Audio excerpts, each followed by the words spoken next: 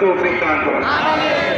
এক পর্যায়ে আপনাদের সামনে গুরুত্বপূর্ণ বক্তব্য রাখছেন জনাব মোহাম্মদ শওকত ভাই।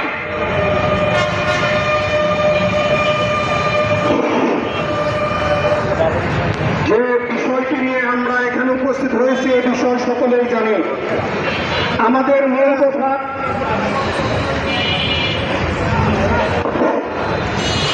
কোরআন এবং সুন্নাহ বিরোধী কোন আইন বাংলার মাটিতে বাস্তবায়ন করতে দেওয়া হবে না।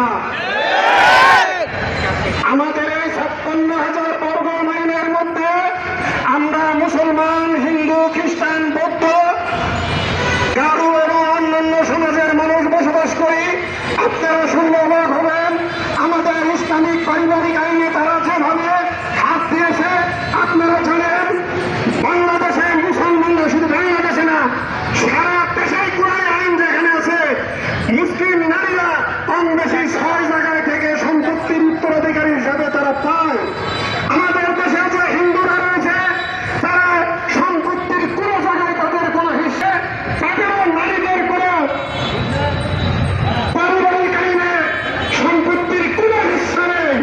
একজন খ্রিস্টান মহিলা সারা জীবন তার স্বামীর সাথে সংসার করে, কিন্তু সে তার স্বামীর থেকে এক বিন্দু সম্পত্তিও পায় না।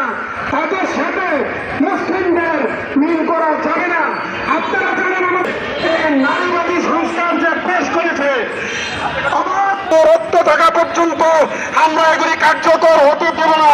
আমাদের যদি যেখানে যেতে হয়, আপনারা জানেন বিগত ফ্যাসিস্ট সরকার আমাদের আলেম ওলামাদের মধ্যে 116 জনের নাম লিস্ট করেছিল। একটা সময় 116 জনের নাম লিস্ট হয়েছিল বাংলার মাটিতে। যারা করেছিল লিস্ট তারা কোথায়? আর তাদের লিস্ট করেছিল আজ তারা কোথায় আছে? আপনারা ঐক্যবদ্ধ হন, আমাদের বিজয় হবেই হবে ইনশাআল্লাহ। এই গাড়িটা আটকায় দেন, ওই গাড়িটা আটকায় দেন, এগুলো পার করে দেন। ওই গাড়ি